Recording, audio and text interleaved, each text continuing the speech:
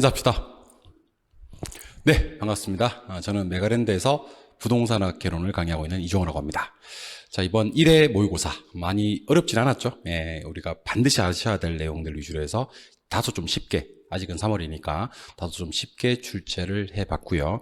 정답 위주의 빠른 해설을 해드릴 테니까 해설 위주로 반복을 많이 하시면 좋을 것 같습니다. 우리 모의고사는요, 일단 문제를 푸시고 채점을 하고 해설 강의 듣는 것까지를 한 세트로 생각해 주셔야 됩니다. 정답 위주의 빠른 해설 진행해 보도록 하겠습니다.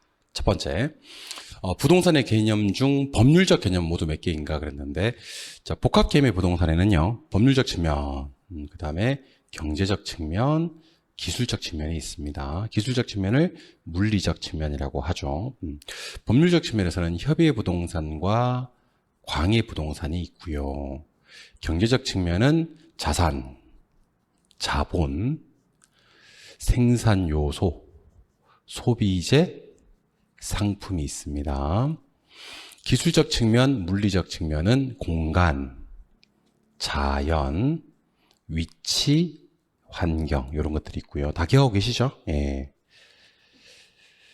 그리고 토지 및 그정착물은 협의의 부동산이긴 한데 토지 및 그정착물이요. 이게 어디도 속하냐면 광의 부동산에도 속해요. 그래서 토지 및 그정착물은 협광에 둘 다 들어가 있고 준부동산이 광에만 있습니다.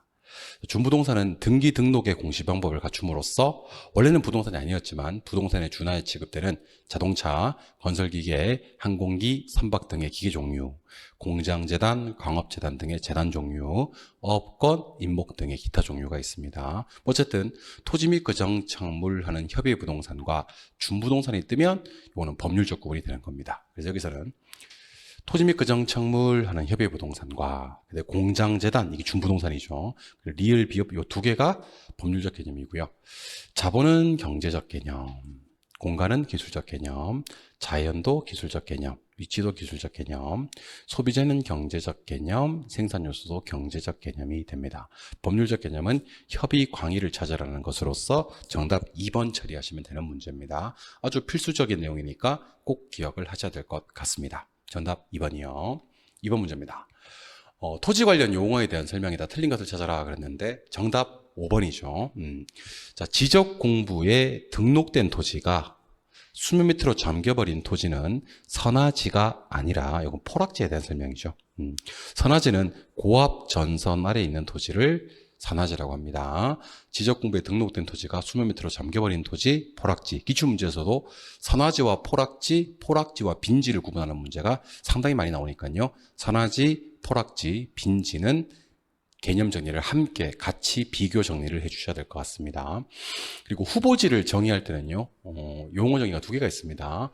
택지, 농지, 임지, 상호간에 전환이 된다 해도 후보지지만 현재 용도에서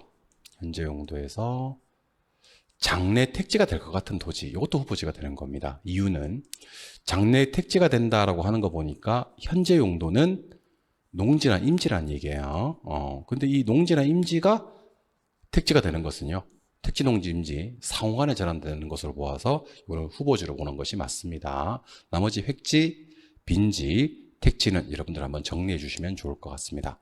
그래서 후보지의 정의는 택지, 농지, 임지, 상호간에 바뀌는 거 하나랑 현재 용도에서 장래 택지가 될 것으로 객관적으로 예상되는 토지, 이것도 후보지라는 거 꼭 좀 기억을 하시고 택지, 농지, 임지 내에서 전환되고 있는 건 이행지가 되겠죠. 답은 5번이요. 3번입니다. 주택의 유형에 대한 설명이다. 틀린 것을 찾아라 그랬습니다. 여러분들 주택으로 쓰이는 층수가 5개층 이상일 때는 아파트라고 합니다. 이건 아파트.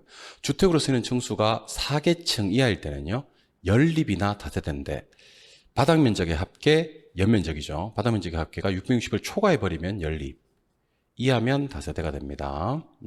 주택으로 쓰이는 층수가 3계층 이하면요, 3계층 이하고 660제곱미터 이하면 다세대나 다가구라고 하는데 19세대 이하 그러면 다가구로 가는 거고요.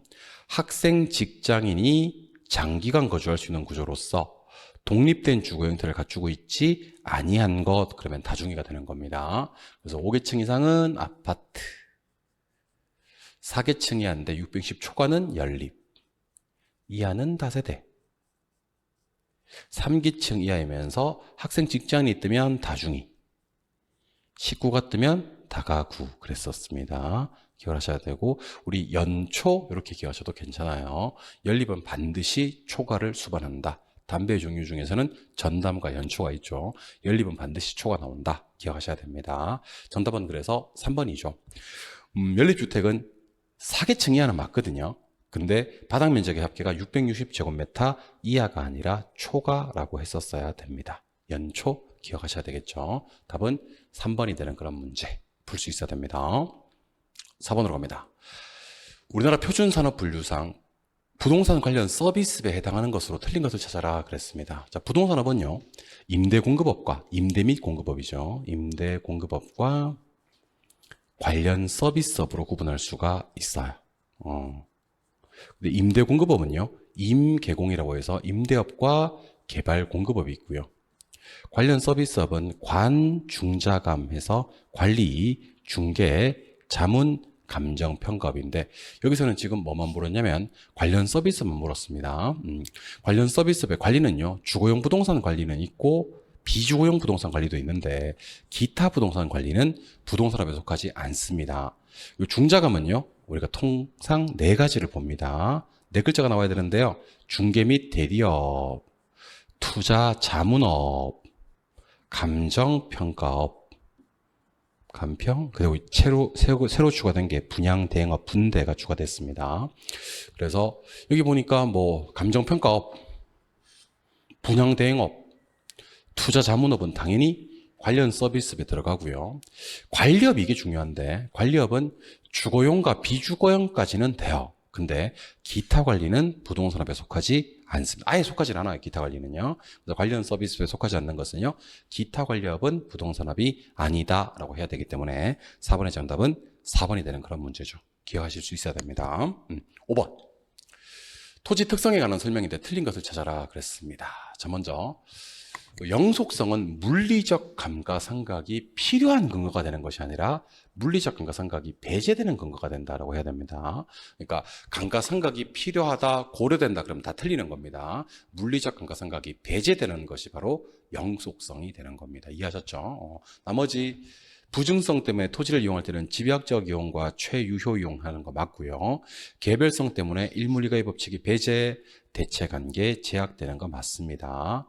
미래가 뜨는 내용, 수익하는 법, 직접 하는 법이라고 하는데 이거 영속성 맞습니다. 용도의 다양성 때문에 물리적 공급은 안 되지만 이용 전환을 통한 토지의 용도적 공급은 가능하다라고 해야 됩니다. 이것도 중요합니다. 토지는 물리적 공급이 불가능한데 그거는 부증성 때문이고 지금처럼 용도적 공급은 가능한데 이거는 용도의 다양성 때문입니다. 용도의 다양성을 통한 용도적 공급은요, 이용 전환 또는 용도 전환을 통한 공급이다 하는 것도 기억을 하시기 바랍니다. 감가상각 나왔다고 무조건 영속성 아니에요. 감가상각 때문에 감가상각이 배제되는 것이 영속성 때문이다라고 했었어야 됩니다. 기억을 하셔야 됩니다. 오케이. 답은 1번이 되는 그런 문제. 6번으로 갑니다. 아파트 시장에서 수요 곡선을 좌측으로 이동시키는 요인을 찾아라 그랬습니다. 좌측으로 이동시키는 요인. 이 말은 수요 곡선을 좌측으로 이동하는 거였기 때문에 수요 감소 요인을 찾으라는 얘기예요. 수요 감소 요인을 찾아라. 일단은 1번은 답이 안 돼요. 아파트 가격 상승은 곡선상에서 점을 이동시키는 수요량을 변화시키는 요인입니다. 그래서 곡선을 이동시키는 수요 변화 요인이 아니고요. 2번도 답이 안 됩니다. 건축 원자재 가격의 상승은 수요 감소가 아니라 공급 곡선을 좌측으로, 즉 공급을 감소시키는 요인입니다. 수요와는 관계가 없어요.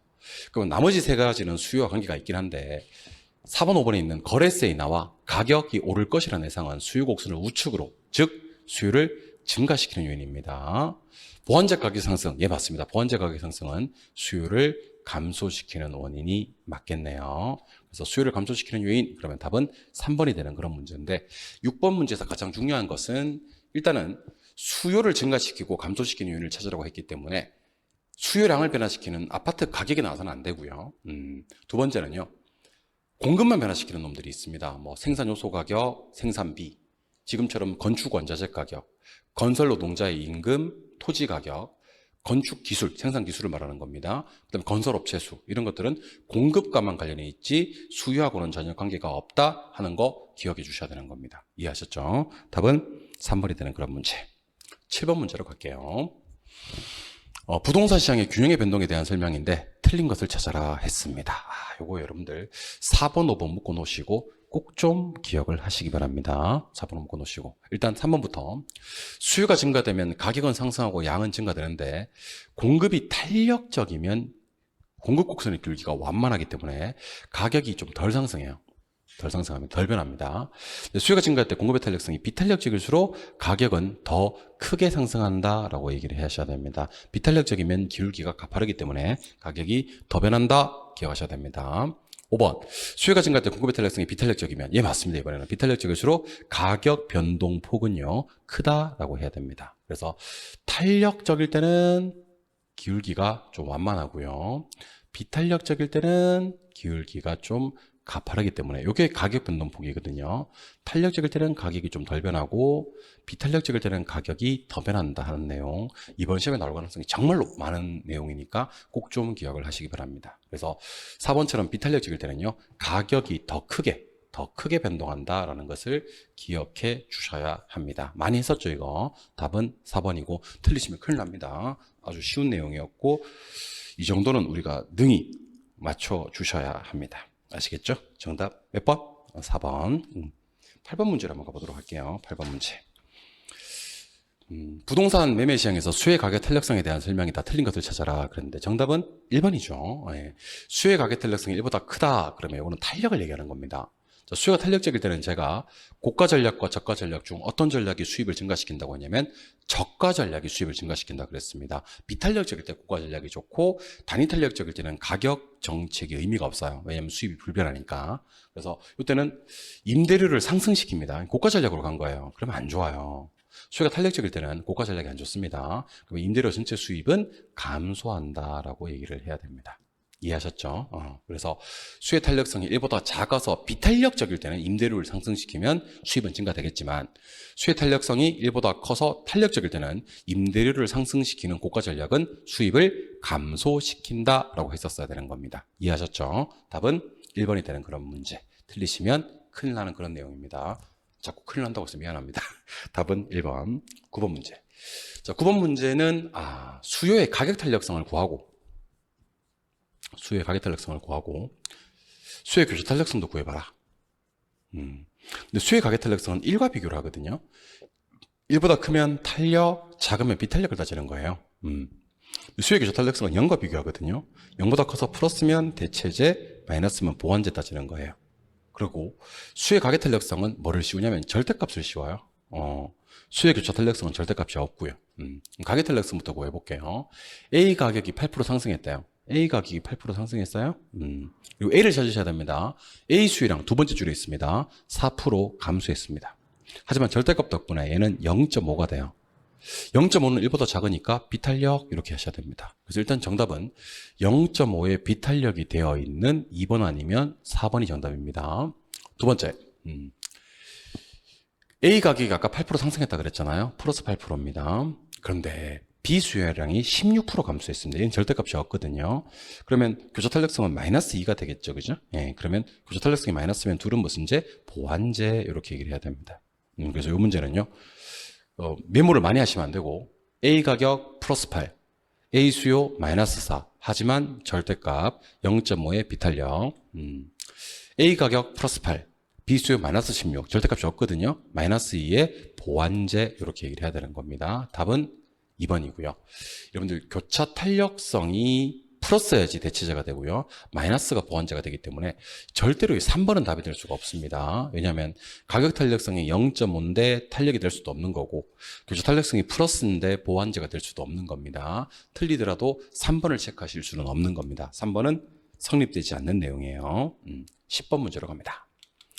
자, 10번 문제는 이번 시험에 나올 가능성이 상당히 높은 거미집 이론입니다. 원래는 함수 조건이 시험에 나올 가능성이 상당히 높은데 3월 모의고사라서 제가 참았어요. 그래서 거미집 이론은 수탄수 공탄발, 수의 탄력성이 크면 수렴형이고요. 공급의 탄력성이 크면 발산형입니다. 수탄수 공탄발로 좀 기억하시고, 두 번째는 기짝탄. 기울기는 작을수록 탄력적이에요. 그래서 수요 기울기가 작으면 수요가 탄력적인 거고요. 공급 기울기가 작으면 공급이 탄력적인 겁니다. 결론입니다. 수요의 탄력성이 크면 수렴, 공급의 탄력성이 크면 발산. 기울기는 작을수록 탄력적, 이렇게 기억하시고, 첫 번째는 수의 탄력성이 더 크죠. 그래서 이거는 수렴형 이렇게 해야 됩니다. 두 번째는 수의 탄력성보다 공급의 탄력성이 더 크죠. 공탄발, 이건 발산형이 됩니다. 기울기는 작은 걸 동그라미 해야 되는데 0.7과 0.3 중에서 0.3이 더 작잖아요. 그럼 수요가 탄력적인 거예요. 이거는 수렴입니다. 네 번째는 수요 기울기하고 공급 기울기가 똑같아요. 그때는 우리가 순환형이다, 이렇게 얘기를 합니다. 그래서 첫 번째는 수렴, 두 번째는 발산, 세 번째는 수렴, 네 번째는 순환이고요. 참고로 기울기 값을 따질 때는요, 절대값을 씌워서 크기만 보시면 되지 부호는 보실 필요가 없습니다. 기울기의 크기만 보는 거예요. 절대값으로 기울기의 크기를 판단하시면 됩니다. 정답은 수렴, 발산, 수렴, 순환의 1번이 정답이 되는 그런 문제가 됩니다. 거미지 비로는 이번 시험에 잘 봐주셔야 됩니다. 답은 1번. 11번. 효율적 시장에 대한 설명이다. 가장 틀린 것을 찾아라 하는 문제인데 답은 3번이죠. 자, 강성 효율적 시장은 어떠한 정보를 분석한다고 하더라도 정상 이윤을 획득할 수 없는 게 아니고 초과 이윤을 획득할 수가 없는 거다. 이거 조심하셔야 됩니다, 여러분들. 우리가 강성 효율적 시장하고요, 강성 효율적 시장에 가장 부합되는 시장이 완전 경쟁 시장이거든요. 강성과 완전에서는요, 두 가지가 없고 한 가지가 있어요. 첫 번째는 강성효율적 시장과 완전 경쟁 시장은 정보가 완전하기 때문에 정보 비용을 지불할 필요가 없어요. 정보 비용이 없는 시장입니다. 두 번째, 우수한 정보가 존재하지 않기 때문에 초과인이 존재하지 않는 시장입니다. 초과인도 없어요. 다만 완전 경쟁 시장과 강성효율적 시장은 정상 이윤은 존재를 하는 시장입니다. 그래서 완전과 강성은 정보 비용 없고 초과 이윤 없지만 정상 이윤은 있는 시장이요. 이렇게 개념을 잡아주시면 좋을 것 같아요. 이해하셨죠? 답은 3번. 강성효율적 시장이라도 정상 이윤은 획득할 수 있고 초과 이윤은 얻을 수가 없는 시장이다라고 했었어야 되는 겁니다. 이해하셨죠? 답은 3번이 되는 그런 문제. 12번. 지대 이론에 대한 설명이다. 틀린 것을 찾아라 그랬습니다. 자, 우리 리카도라는 사람의 차익지대설이라는 게 있고요, 마르크스의 절대지대설이 있습니다. 리카도의 차익지대설에서는 지대 발생 원인을 비옥도, 그리고 수학 체감, 이런 표현을 씁니다. 수학 체감의 법칙. 절대지대설에서는요, 토지를 소유하고 있다는 독점적 지위 때문에 소유 자체만으로도 요구만 하면 지대가 발생한다. 이게 중요하죠. 차익지대설에서는 한계지에서는요, 지대가 제로예요. 근데 절대지대설은 한계지에서도 지대가 존재하는 유일한 지대설입니다. 한계지에서도 지대가 절대적으로 존재하는 지대설입니다. 차익지대설은 가지라고 해서 가격이 지대를 결정합니다. 절대지대설은 지가라고 해서 지대가 먼저 오르고 가격을 결정합니다. 차익지대설에서는 지대를 잉여로 봅니다. 네 글자로는 불로소득이다라고 얘기를 해요. 절대지대설에서는 지대를 비용으로 봐요. 세 글자로는 생산비로 바라보는 관점입니다. 그래서 차익지대설과 절대지대설에서 가장 중요한 논점은 지대를 비용으로 볼 거냐 안 볼 거냐 하는 문제인데, 차익지대설에서는 지대를 비용으로 안 봅니다. 잉여로 봅니다. 정확하게 얘기하면 가격에서 비용 빼고 남은 잉여가 지대라고 보는 겁니다. 그 면에서 절대지대설은 지대가 먼저 오르고 얘가 가격을 올리거든요. 지대는 가격을 상승시키는 비용, 생산비로 바라보는 관점입니다. 얘는 지대를 비용으로 보고요, 얘는 지대를 잉여로 봅니다. 또 5번에 가시니까 지대가 잉여래요. 잉여이기 때문에 가격이 높아지면 지대가 높아지고 가격이 낮아지면 지대가 낮아진다. 가지를 얘기하고 있잖아요. 그죠? 이거는 절대지대설에 대한 설명이 아니라 차익지대설에 대한 설명입니다. 답은 5번이고요.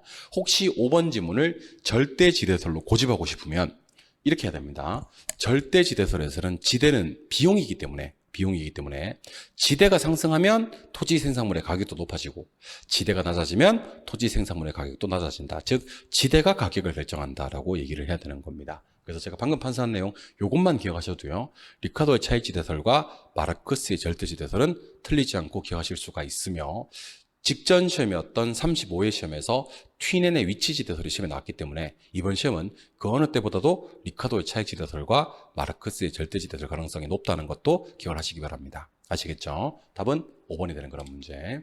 13번. 도시공간 구조 이론에 대한 설명인데 틀린 것을 찾아라 하는 문제입니다. 정답은 5번이죠. 선형 이론과 다핵심 이론의 한계를 극복하기 위해서 개발된 이론이 버제스의 동심원 이론이다. 이거 다 맞거든요. 도시 생태학적 관점도 버제스의 동심원 이론이 맞고 침입 경쟁 천의도 동심원 이론이 맞는데 선형 이론과 다핵심 이론의 한계를 극복하기 위해서 개발된 이론이 동심원 이론이 아니, 이게 틀린 거예요. 자, 우리 동심원 이론은요, 도시 공간 구조 이론 중 가장 오래된 이론입니다. 이것의 한계를 극복하기 위해서 만든 이론이 선형 이론이고 이 두 개의 한계를 극복하기 위해서 만든 이론이 다핵심 이론입니다. 연도까지 외울 필요는 없지만 동심원 이론이 1925년 이론이고요. 선형 이론이 1939년 이론이고요. 다핵심 이론은 1945년에 만든 이론입니다. 그래서 이거 극복하기 위해서 나온 이론이 이거고요. 이거 극복하기 위해서 나온 이론이 이거지. 이 두 개의 이론을 극복하기 위해서 나온 게 이게 아니란 얘기입니다. 아니, 그럼 그걸 문제를 왜 냈어? 시험에 나옵니다. 최근에는요, 이게 순서를 묻는 문제가 시험에 나와요. 가장 오래된 이론 동심원, 그 다음 이론이 선형, 가장 최근 이론이 다핵심, 이렇게 해서 순서 정리하셔야 됩니다. 어쩔 수가 없습니다, 여러분들. 시험에 나옵니다. 답은 5번이 되는 그런 문제가 됩니다. 선형 이론과 다핵심 이론의 한계를 극복하기 위해서 개발된 이론이 동심원 이론이 아니다 하는 겁니다. 이해하셨죠? 꼭 좀 기억을 하시고. 14번 문제입니다. 이번 시험은 이제 시장론에서 보통 계산 문제가 2개 나오거든요. 근데 작년 시험에 시장론에서 뭐가 출제가 되었냐면 정보 현재 가치 계산하고요. 그 다음에 컨버스의 분기점 모형이 떴어요. 근데 이 두 놈이 매년 시험에 뜨는 게 아니란 말이야. 그래서 올해 시험은 입지계수 LQ랑 지금 보기 싫은 허프의 확률 모형, 요걸 좀 계산하셔야 될 것 같습니다. 자, 일단은 C 쇼핑센터 이용객 수를 구하라 그랬습니다. 그럼 C로 갈 확률을 구해야 되는데 거리는 거리끼리, 면적은 면적끼리 약분이 가능합니다. 그래서 이거 5로 약분하면 요거 2, 요거 1, 요것도 2가 됩니다. 1000으로 약분하면 요거 4, 요거는 10, 요거는 20이 됩니다. 더 약분 가능한데 그만합시다. 그래서 2의 제곱입니다. 공간 반차 개수가 2니까 2의 제곱은 4죠. 4분의 4. 1의 제곱은 1이죠. 1 플러스입니다. 플러스 1분의 10. 2의 제곱은 4죠. 4분의 20. 그리고 4분의 20을 위로 올려야 됩니다. 왜냐하면 C로 갈 확률을 구해야 되니까. 요거는 1이고요. 요거는 10이고요. 요거는 5입니다. 요것도 5고요. 그래서 여러분들은 빨리 5 나누기 16을 때려주는 겁니다. 그럼 0.325라고 해서요, 32.5%가 나옵니다. 그래서 확률은 일단 32.5%인데요. 조심하셔야 됩니다. 조심하셔야 될 게 5만 명 중에서 60%만 쇼핑센터를 이용하러 간대요. 그래서 일단 5만 명에서 60%를 먼저 곱해주고 여기다가 0.325, 32.5%를 때려줘야 되는 겁니다. 가로 안에 있는 X도시 인구의 60%만 쇼핑센터를 이용한다는 것을 까먹으면 안 됩니다. 그래서 여러분들은 5만 곱하기 60% 곱하기 32.5%, 0.35를 때려주면요, 아마 9,375명이 나올 겁니다. 답은 1번이 되는 문제고, 계산의 편을 위해서 거리는 거리끼리, 면적은 면적끼리 약분하는 거 잊지 마시고 기억을 해두시면 좋을 것 같습니다. 안타깝게도 이번 시험에서는 15번 문제, 입지계수 LQ가 나올 것 같습니다, 여러분들. 나올 것 같아. 일단 A 지역의 Y산업 입지계수를 한번 구해보고, 두 번째는 B 지역의 X산업 입지계수를 구할 겁니다. 입지계수 구하는 공식은 전국의 전특, 지역의 전특 이렇게 합니다. 전국 전체 산업이 400이에요. 400분의 전국의 Y산업을 봐야 되거든요. 전국의 Y산업은 160이에요. 160. A 지역의 전체 산업은 200이고요. A 지역의 Y산업은 100입니다. 그래서 계산기 입력할 때 이렇게 하시면 됩니다. 100 곱하기 400 나누기 200 나누기 160. 첨가 마지막 곱하고 가운데 두 개 나눠주면 됩니다. 그럼 계산기 얼마가 뜰 거냐면 1.25 뜰 겁니다. 답이 될 수 있는 건 1번, 2번이고요. B지역 X산업입니다. 전국의 전특, 지역의 전특 하시면 됩니다. 전국의 전체는 400. 전국 X는 240. 이번에는 400분의 240이에요. B지역을 가야 됩니다. 전체가 200이고요. X를 가야 됩니다. 그래서 140 하시면 됩니다. 그래서 계산기 다 되고 140 곱하기 400 나누기 200 나누기 240 하면 0.75가 됩니다. 정답은 2번이 되는 그런 문제가 됩니다. 풀 수 있어야 되고요. 참고로 A지역의 Y산업은 기반산업으로 봐야 됩니다. 왜냐하면 입지계수가 1보다 크니까. B지역의 X산업은 비기반산업으로 봐야 됩니다. 왜냐하면 입지계수가 1보다 작으니까. 그래서 입주개수가 1보다 크면 기반산업, 작으면 비기반산업 이렇게 기억을 해주시면 좋을 것 같아요. 정답은 2번이 되는 그런 문제. 이번 시험에서는 입주개수를 잘 보셔야 됩니다. 시험에 나올 것 같아요. 16번. 부동산 시장에 대한 정부의 간접 개입 방식에 해당되는 것을 찾아라 그랬는데 조심하셔야 될 점이 있습니다. 정부가 시장에 개입하는 방법은 세 가지가 있습니다. 직접 개입이 있고요. 간접 개입이 있고요. 이용 규제가 있습니다. 이용 규제는 세 가지 정도를 기억하시면 돼요. 지역 지구제 하는 거 있어요. 그리고 개발권 양도제 하는 거 있어요. 그리고 토지거래 허가제, 요즘 말도 많고 탈도 많은 토지거래 허가제 하는 거 있습니다. 이거는 그야말로 토지 이용을 규제하는 겁니다. 그래서 지역 지구제, 이거는 이용 규제니까 답이 아니고, 토지거래 허가제, 이것도 이용 규제니까 답이 아니에요. 그러면 이제 직접 개입과 간접 개입 싸움 붙이면 되는데, 간접 개입은 주로 조세를 통한 정책, 세금을 통한 정책입니다. 그리고 보조금이나 부담금, 이런 것들도 간접이고요. 그리고 금융정책, LTV, DTI, DSR라는 담보대출 규제도 간접 개입이고요. 부동산 가격공시제도와 같은 행정적 규제도 간접 개입이 됩니다. 그 외에는 모두 다 직접 개입을 넣으시면 되거든요. 그래서 임대료 상한제, 이거는 직접 개입이고요. DSR 간접 개입입니다. 금융규제죠. 개발부담금, 부담금은 간접이에요. 부동산 가격공시제도도 간접입니다. 하지만 공영개발사업 직접이고요. 토지비축제도도 직접 개입이 됩니다. 간접 개입만 찾으라고 했기 때문에 간접 개입은 디귿, 미음, 비읍 이렇게 해서 총 3개. 기억, 디귿, 미음, 비음이네요. 디귿, 미음, 비읍. 정답 4번이 되는 그런 문제가 됩니다. 16번의 정답은 4번이고요. 지금 보고 계시는 직접 개입, 간접 개입, 이용 규제는 직간이는요. 매년 시험에 나오는 겁니다. 매년. 그러니까 직간이 구분은 완벽하게 해 주셔야 됩니다. 기억해 주시고요. 17번. 자, 주택 정책에 관한 설명이다. 틀린 것을 찾아라 그랬는데, 자, 대부분의 부동산 정책들은 주택 공급을 감소시킵니다. 근데 주택 공급을 증가시키는 정책이 우리가 공부하셔야 될 내용으로 치면 딱 2가지 정도가 있습니다. 하나는 임대료 보조 정책. 또 하나는 선분양 제도. 요 2개 정도만 공급을 증가시키고요. 나머지 뭐 임대료 규제라든지 분양가 상한제라든지 아니면 후분양 제도라든지 양도소득세 중과라든지 이런 모든 정책들은요, 공급을 감소시켜요. 그래서 어떤 정책들이 공급을 감소시키고 어떤 정책들이 공급을 증가시키는지를 공부하지 마시고, 대부분의 정책들은 공급 감소고요. 암기할 때는 보조선 이렇게 하시면 됩니다. 보조선 증가 이렇게, 보조선 증가 이렇게. 그래서 답은 3번이네요. 주어졌습니다. 선분양입니다.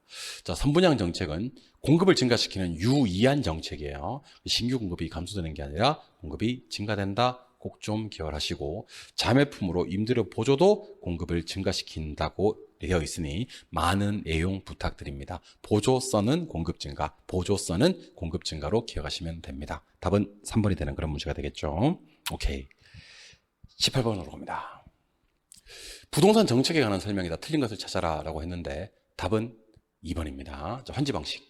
자, 환지 방식은 대표적인 신개발 방식에 속합니다. 이 재개발 아닙니다. 신개발 방식이고, 택지 개발 사업이 끝나고 나서 토지 소유자에게 토지를 매각하는 방식이 아니라 분배한다 또는 재분배한다 이런 말이 나와야 됩니다.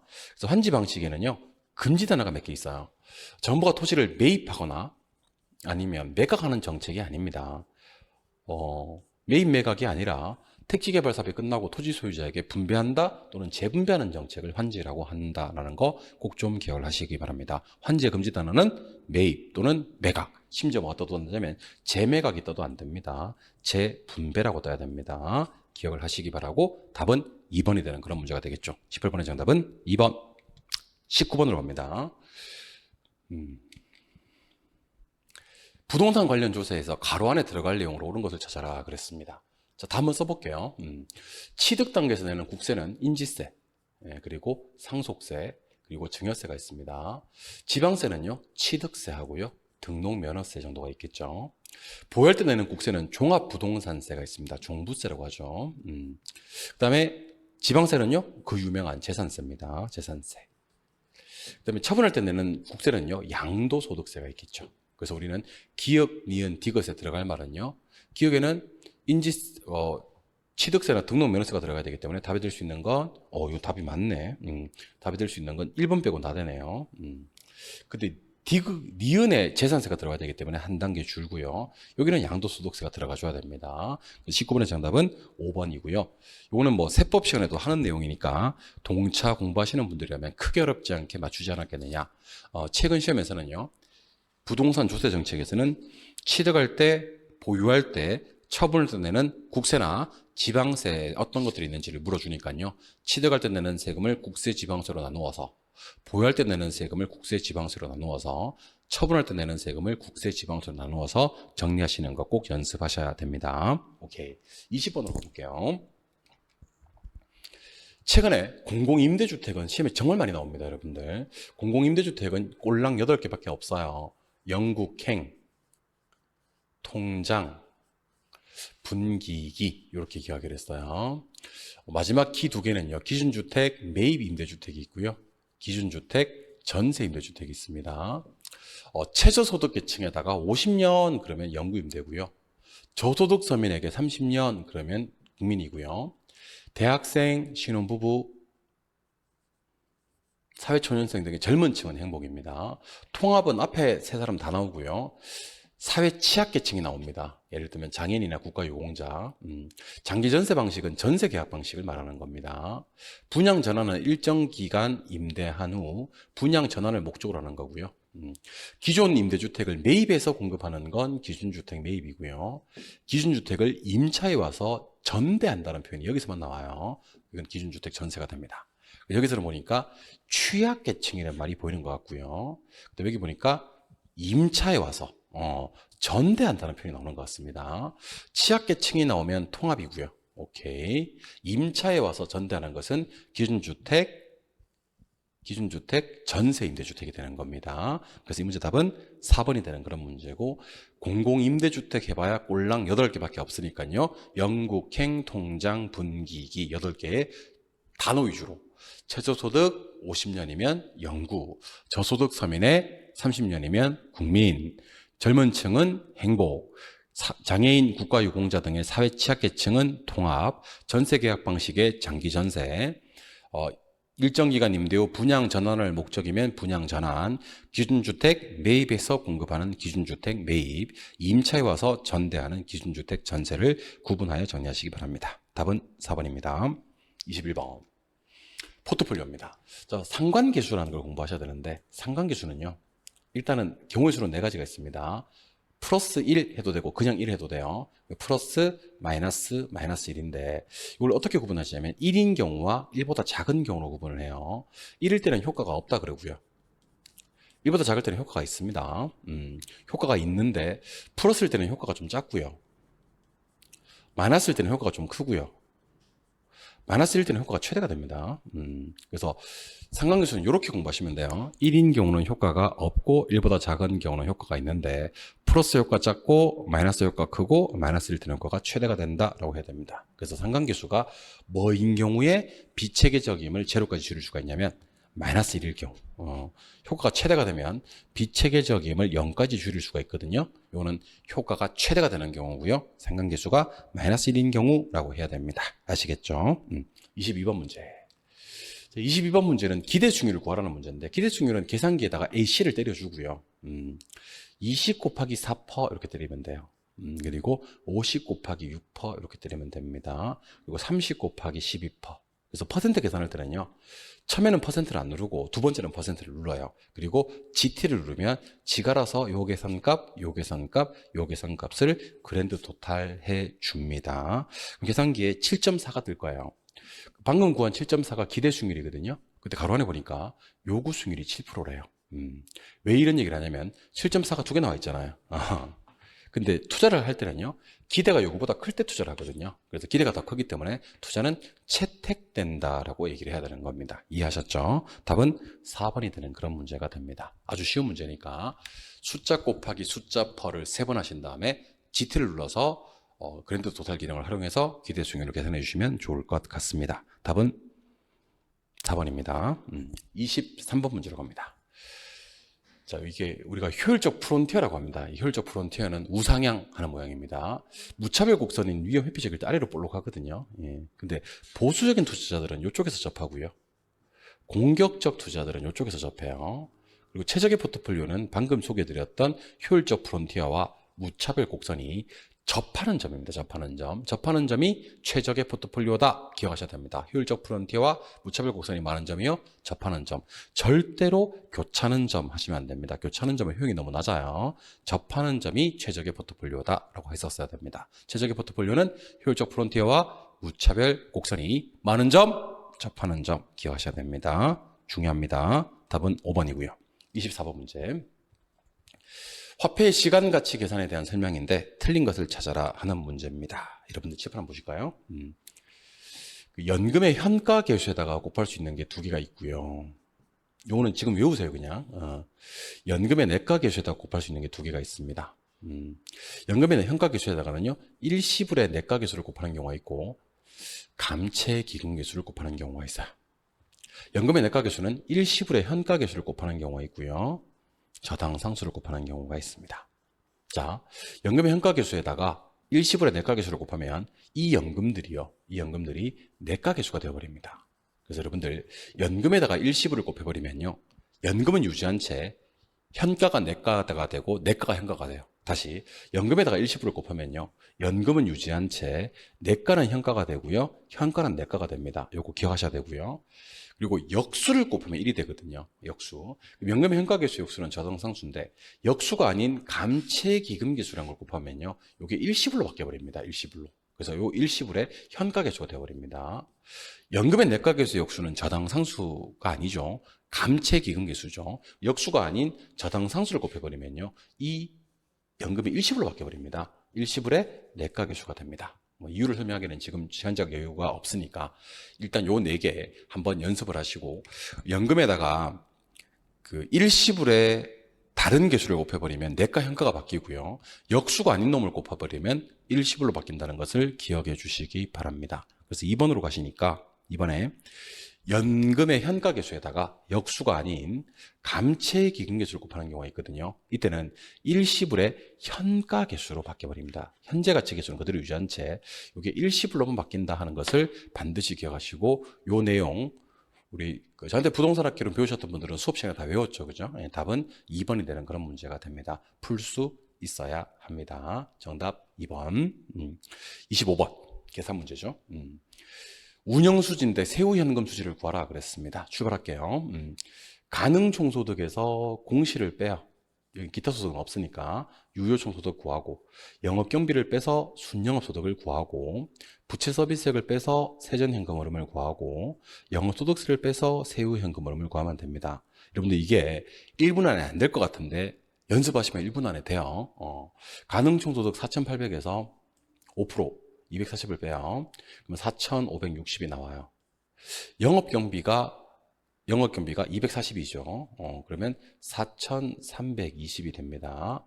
부채 서비스액이 원리금 상환액이 부채 서비스액이거든요. 1,000만 원을 빼요. 그럼 이게 3,320만 원이 됩니다. 여기서 영업소득세를 구해야 되는데, 영업소득세는 순영업소득에서 대체충당금을 더해요. 그리고 이자와 감가상각비를 빼고 여기다가 세율을 곱하면 됩니다. 그래서 암기하실 때는 순대 더하고 이감 빼고 세율 곱해서 하시면 됩니다. 순영소득이 아까 얼마였냐면 4,320이었고 대체충당금이 여기 보니까 180만 원입니다. 4,500이죠. 이자가 800, 감가상각비가 200이죠. 그러면 이게 4,500에서 1,000을 빼지니까 3,500이 나와요. 3,500에다가 세율 30% 때려버리면 이게 1,050만 원이 나옵니다. 그래서 여기다가 1,050만 원을 빼주면 세후 현금 흐름이 나오는 그런 구조가 될 것 같아요. 그래서 이게 2,270만 원이다 라고 처리하는 거고, 답은 4번입니다.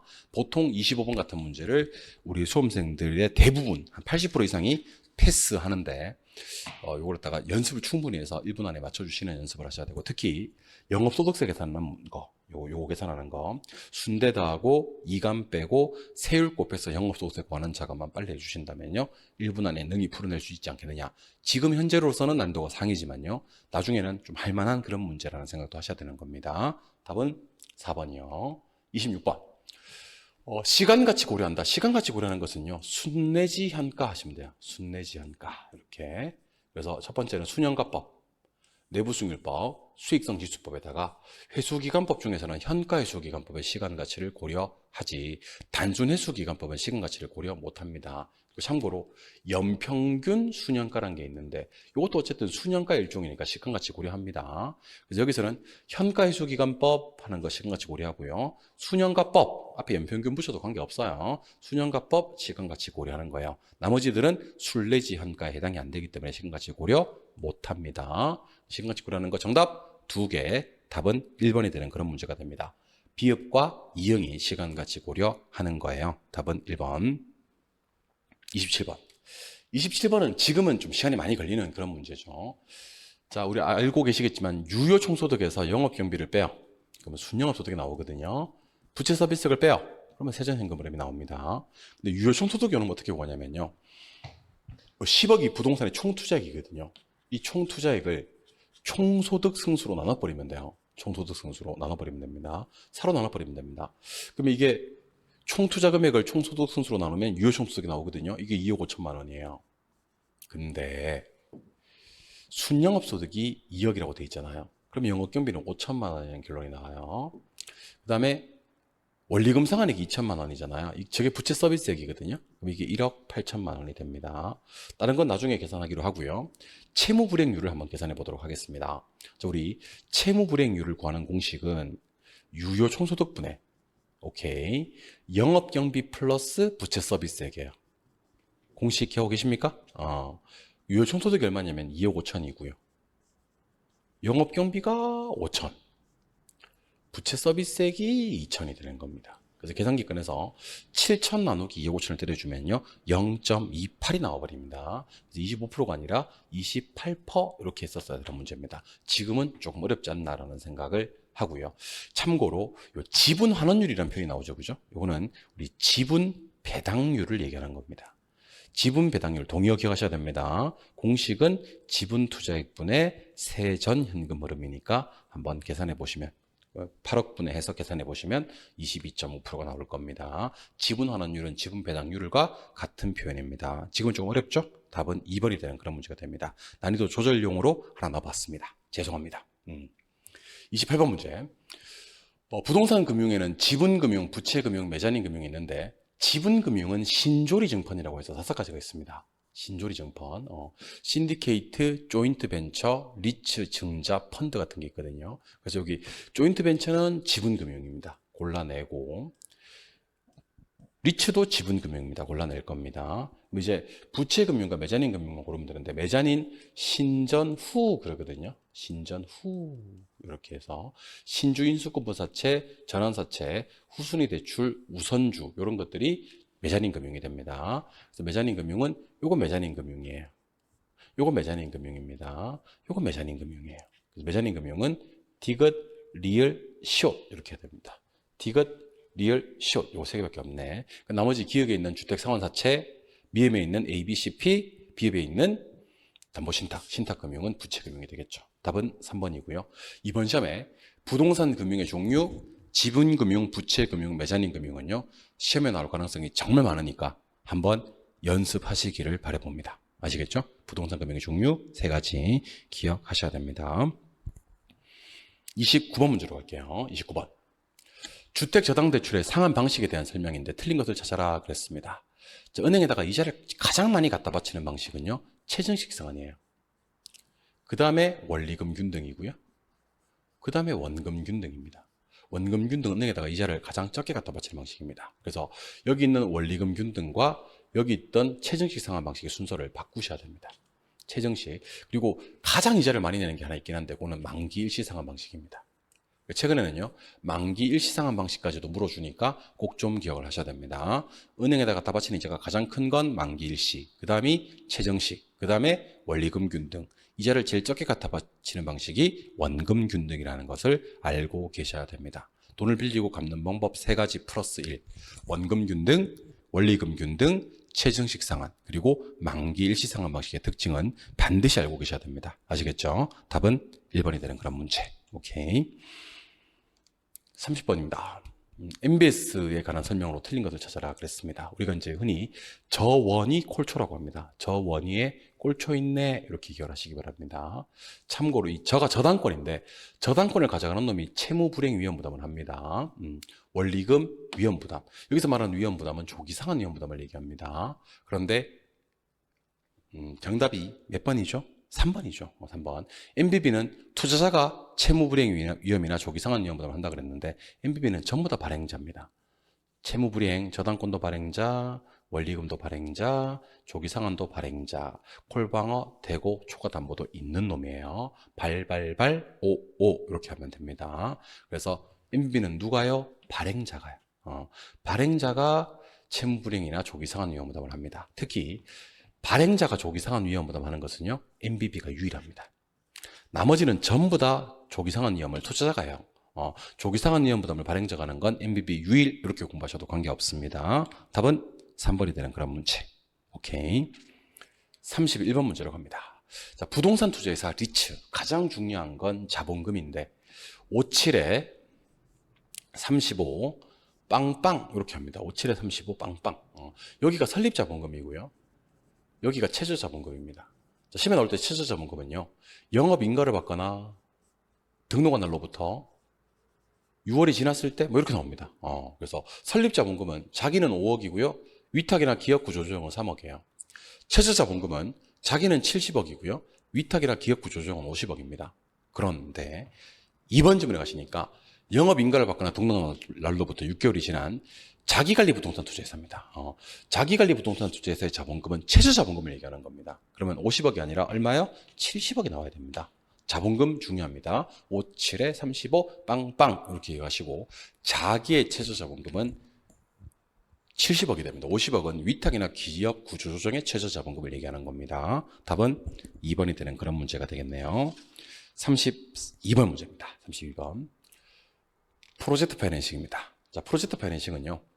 제일 중요한 게 부의금융이라는 것과 두 번째는 비소구 또는 뭐 제한소구라고 하셔도 됩니다. 제한소구 금융이 PF에서는 가장 중요한 얘기인데 둘 다 사업주입니다. 자, 사업주의 재무상태표에 부채 표시가 돼요 안 돼요? 라고 물으면 표시가 안 돼요. 이게 부의금융이고요. 사업이 실패했을 때 사업주한테 상환 청구를 할 수가 있습니까? 없습니까? 라고 물으면 청구할 수가 없어요. 이게 비소구, 제한소구 금융이 됩니다. 그러면 부채 표시가 안 되면 이건 누구 장점입니까? 그러면 사업주 장점입니다. 금융기관 장점이 아니에요. 두 번째, 사업주한테 상환 청구할 수 없으면요. 요거는 채권 회수가 돈을 빌려준 돈에 대한 회수가 곤란해진다라고 얘기를 해야 됩니다. 채권 회수에 영향을 받지 않는다. 그러면 틀린 말이 되는 겁니다. 그래서 부의금융은 누구 장점입니까? 그러면 사업주 장점 하셔야 됩니다. 그래서 금융기관 입장에서는 부의금융에 의해서 채무 수용 능력이 커지는 장점이 있는 것이 아니라 이거는 철저하게 사업주 장점입니다. 무조건 사업주입니다. 답은 1번이 되는 그런 문제고요. 최근 한 5년 동안 PF는 한 번도 출제된 적이 없기 때문에 여러분들이 치르시는 36회에서는요, PF 정말 잘 보셔야 될 것 같습니다. 그래서 우리 1회 모의고사는요, 제가 그동안 시험에 잘 안 나왔던 것들 중에서 올해 나올 만한 거, 매년 나올 만한 거, 이런 거 위주로 다 실어봤습니다. 중요한 내용들이 상당히 많으니까 꼭 좀 기억을 하셔야 됩니다. 답은 1번. 33번입니다. 우리가 배우시는 부동산 개발 방식 중 소유권이 이전되어 가지고 그 개발자 명의로 사업이 진행이 되고 개발자 명의로 자금 조달도 되고 하는 유일한 방식이 토지 신탁이에요. 신탁. 그래서 신탁은 누구 명의로 사업이 진행이 됩니까? 그러면 신탁회사 명의로 진행이 되고요.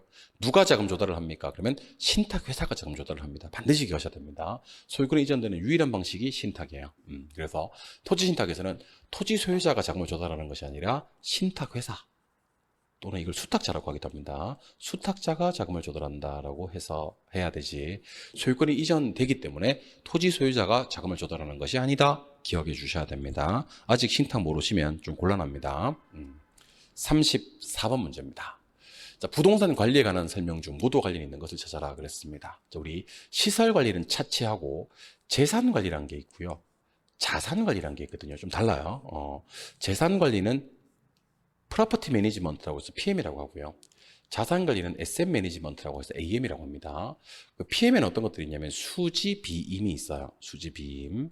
수지 비임은 수입, 지출, 비용 임대차를 얘기하는 거고요. 자산관리는 매제 프로폴리스 이렇게 기억하시면 됩니다. 매제 프로폴리스 이렇게. 그래서 메인 매각, 재개발 재투자, 프로젝트 파이낸싱, 포트폴리오, 투자 리스크 이런 것들, 이런 것들이 자산 관리가 됩니다. 매제 프로폴리스는 자산, 수지비임은 재산 이렇게 보는 겁니다. 여기서 보니까 정확하게 수지비임이 나왔죠. 그럼 이거는 자산관리 AM이 아니라 재산관리 PM, 프로퍼티 매니지먼트 답은 2번이 되는 그런 문제가 됩니다. 풀 수 있어야 되고요. 35번 문제로 가겠습니다. 자, 우리가 흔히 포피믹스라고 하면요. 플레이스, 유통경로, 프로덕트, 제품, 프라이스, 가격, 프로모션, 판매 촉진이 있는데 여기서 5번에 가시니까 5번에 아파트 커뮤니티 시설에 헬스장 넣고 골프 연습장 넣고 이렇게 하는 것들 있죠. 이거는 포피믹스 중에서 유통경로 전략을 얘기하는 것이 아니라 제품 전략을 얘기하는 겁니다. 즉 프로덕트 전략입니다. 프로덕트. 답은 5번이 되는 그런 문제가 되겠죠. 정답 5번이 되는 문제 풀 수 있어야 합니다. 오케이. 36번 문제로 갑니다. 자, 원래는 물건을 평가할 때는 시장 가치로 평가하는데요. 법령에 다른 규정이 있거나 다른 규정, 의뢰인이 요청하거나 사회 통념상 필요하다고 인정이 되는 경우에는요. 시장 가치가 아니라 시장 가치 외의 가치로 평가를 해야 됩니다. 시장 가치 외의 가치로 평가할 때는요. 시장 가치 외의 가치로 평가할 때의 성격과 특징, 합리성, 적법성을 검토해야 됩니다. 검토해야 되는데 법령에 다른 규정이 있어서 시장 가치 외의 가치로 평가할 때는요. 그런 검토를 생략할 수가 있습니다. 왜냐하면 다른 법에 있기 때문에 벌써 적법하다는 얘기입니다. 그래서 정답은 몇 번이죠? 4번이죠. 4번. 4번에 가시니까 다른 규정이 있었을 때는 검토할 필요 없습니다. 생략할 수 있습니다. 답은 4번입니다. 원래는 검토를 해야 되는 건데 다른 규정이 있어서 시장가치 외의 가치로 평가하거나 아니면 감정평가 조건을 붙일 때는요. 그런 검토를 생략할 수가 있다. 기억하시기 바랍니다. 다른 규정만 검토 생략이 가능해요. 요청이나 사회통념은 검토해야 됩니다. 답은 4번이 되는 그런 문제. 37번. 자, 어떤 물건에 어떤 법 쓰나요? 하는 것들은 시험에 100% 나온다고 생각하시고 공부하셔야 됩니다. 안 나오지 않습니다, 여러분들. 자, 산림에서요. 산지와 임목을 일괄평가할 때는 거래사례 비교법을 씁니다. 틀리죠? 기계기구류는 원가법을 씁니다. 틀리죠? 효용가치가 없는 자동차는요. 해체 처분가액으로 평가할 수 있습니다. 해체 처분가액. 효용가치가 있을 때 거래사례 비교법을 씁니다. 정답은 4번입니다. 자, 원래 토지를 평가할 때는 공시지가 기준법을 쓰는데 적정한 실거래가를 기준으로 할 때는 거래사례 비교법을 쓰고요. 이 거래사례가 도시지역일 때는 3년치만 보고요. 그 밖의 지역일 때는 5년치를 봅니다. 많이 했었죠? 답은 4번입니다. 공장재단인데요. 계속적인 수익이 예상돼서 일괄평가를 하거든요. 그때도 수익환원법을 씁니다. 수익환원법. 공장재단은 일괄이고 나발이고 수익환원법 쓴다. 기억하셔야 됩니다. 그래서 1번하고 5번 정답이 바뀐 것 같아요. 산림에서 산지와 임목을 일괄평가할 때는 거래사례 비교법이고요. 공장재단은 일괄이란 말이 떠도 수익환원법 쓴다는 것을 기억해 주셔야 되는 겁니다. 아시겠죠? 답은 4번이 되는 그런 문제. 어떤 물건에 어떤 법을 쓰느냐 하는 문제였으니까 반드시 기억을 하시기 바랍니다. 그 다음 계산 문제 38번 문제입니다. 자, 여러분들 38번 문제는 제가 계산기 한 번 조작에 답까지 가는 방법을 좀 알려드릴 테니까 잘 듣고 기억을 하시기 바랍니다. 먼저 제조달 원가를 구한 다음에 메모를 하세요. 메모를 하시고 빼나 곱빼 하시면 됩니다. 빼나 곱빼. 그럼 계산기 한번 조작에 답이 나와요. 제조달 원가에다가 잔존 가치를 일단 빼요. 그리고 내용 연수로 나눕니다. 그리고 경과 연수를 곱해요. 그리고 다시 제조달 원가를 빼주면 마이너스 적선가액이 나오는데 마이너스를 안 읽으시면 됩니다. 제조달 원가는 어떻게 구하냐면요. 3억 곱하기 100분의 135. 그러니까 3억 곱하기 1.35를 때려주면 제조달 원가를 구할 수가 있습니다. 이게 얼마냐면 4억 500만 원이 돼요. 4억 500만 원을 메모를 좀 해주셔야 됩니다. 여기다 그냥 빼기 10% 때리면 돼요. 빼기 15. 잔존가치 날리고 나누기 50년 때리면 돼요. 경과연수를 봐야 되는데 2017년도부터 2024년도까지는요. 경과연수가 몇 년이죠? 7년이죠. 7년 경과됐잖아요. 곱하기 7을 때려주는 겁니다. 다시 빼기 아까 얘기했던 4억 500만 원을 빼주면 는 때리면 답이 튀어나오는 그런 문제입니다. 그래서 제주도론가에다가 빼나고 빼 하시면 됩니다. 참고로 제주도론가에다가 잔존가치를 빼면 감가총액이 나오고요. 그 감가총액을 내용연수로 나누면 매년 감가액이 나옵니다. 매년 감가액에다가 경과연수를 곱하면 감가누계액이 나올 거고요. 그 감가누계액에서 제주도론가를 빼면 마이너스 적선가액이 나오는데 마이너스를 안 읽으면 된다 그랬죠. 오케이? 그렇게 하시면 됩니다. 이거 제가 계산기로 같이 한번 눌러볼 테니까 여러분들도 계산기 한번 꺼내볼래요? 3억 곱하기 1.35는 그럼 4억 500 나오고 빼기 10% 나누기 50 곱하기 7 빼기 아까 4억 0,500만 원 들여주면 계산기에 마이너스 3억 5,300 97만원 이렇게 해서 답이 3번이 되는 그런 문제가 되겠네요. 풀 수 있어야 됩니다. 마이너스 안 읽으면 돼요. 계산기 한번 조작에 정답까지 제주도론가에다가 빼나고 빼 기억하시기 바랍니다. 39번 문제입니다. 좀 쉽게 냈습니다. 지역 분석과 개별 분석에 대한 설명 중 옳은 것을 찾아라 그랬습니다. 1번은 왜 틀렸냐면 지역 분석은 표준적 이용을 판정하는 건 맞는데 구체적 가격을 구할 수는 없어요. 가격 수준만 구한다 이렇게 하셔야 됩니다. 두 번째, 일반적으로 요거는 지역 분석, 개별 분석을 바꿔야 됩니다. 지역 분석을 먼저 하고 지역 분석의 결과에 기초해서 개별 분석을 한다. 이렇게 얘기를 해야 됩니다. 3번은 동일 수거권이란 대상 부동산과 대체 경쟁 관계가 성립한다라고 해야 됩니다. 대체 경쟁 관계. 틀렸습니다. 4번, 인근 지역은 대상 부동산에 속한 지역 맞고요. 이용이 동질 지역인데 가치 형성 요인 중에서 지역 요인을 공유하는 지역입니다. 일반 요인 공유하는 지역 아니에요.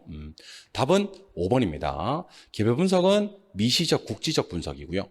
지역 분석은 거시적, 광역적 분석이 맞습니다. 답은 5번입니다. 지역 분석, 개별 분석은요. 감칙에 규정되어 있는 인근 지역, 유사 지역, 동일 수거권을 완벽하게 정리하시고요. 지역 분석과 개별 분석의 순서, 분석 내용, 그다음에 분석 범위를 정확하게 이해를 하셔야 될 것 같습니다. 답은 5번이 되는 그런 문제. 오케이. 40번 문제입니다. 부동산 가격 공시에 관한 법률에 따른 표준지 공시가의 효력으로 옳은 것을 찾아라 그랬고요. 표준지 공시가는 네 군데 써먹어요. 우리가 이제 개, 거, 지, 국으로 보통 암기를 합니다. 첫 번째는 개별 토지 가격 구할 때 표준지 공시가 씁니다. 거래 지표 표준지 공시가 씁니다. 지가정보 표준지 공시가 씁니다. 국가업무 표준지 공시가 씁니다. 그래서 정말 못 사는 나라를 개거지국이다 이렇게 얘기를 하거든요. 이 네 가지가 표준지 공시가 활용 범위고요. 정답은 3번이 되겠네요. 기업 거래지표, 디귿 국가업무, 비읍 개별 토지 가격 구할 때, 시옷 지가정보 이렇게 해서 개, 거, 지, 국 하시면 됩니다. 개거지국, 개거지국 이렇게 하시면 표준지 공시가 활용법입니다. 특히 부동산 가격 공시 제도가 5개 있거든요. 표준지 공시가 어디 써먹고 개별 공시가 어디 써먹는지, 표준주택 가격 어디 써먹고 개별주택 가격과 공동주택 가격 어디 써먹는지는요. 출제 영순이니까 부동산 가격 공시 제도 5개의 활용은 반드시 기억을 해두시기 바랍니다. 이렇게 해서 총 40문제에서를 조금 빠른 호흡으로 빠르게 정리를 해봤고 정답 위주로 봤습니다만은 혹시 틀린 부분은 반드시 우리 통합이론서 찾아서요. 어떤 부분이 부족한지에 대한 연습을 하셔야 될 것 같습니다. 이해하셨죠? 예. 모의고사 치르시느라고 대단히 고생 많으셨고요. 2회 모의고사 때는 1회 모의고사보다 좀 더 나은 점수 획득할 수 있도록 많은 노력을 기울여 주시기 바랍니다. 저는 다음 모의고사 말고 그 다음 모의고사 해설 강의에서 또 건강한 얼굴로 찾아뵙도록 하겠습니다. 고생 많이 하셨고요. 저는 다음 해설 강의 때 찾아뵙도록 하겠습니다. 수고하셨습니다.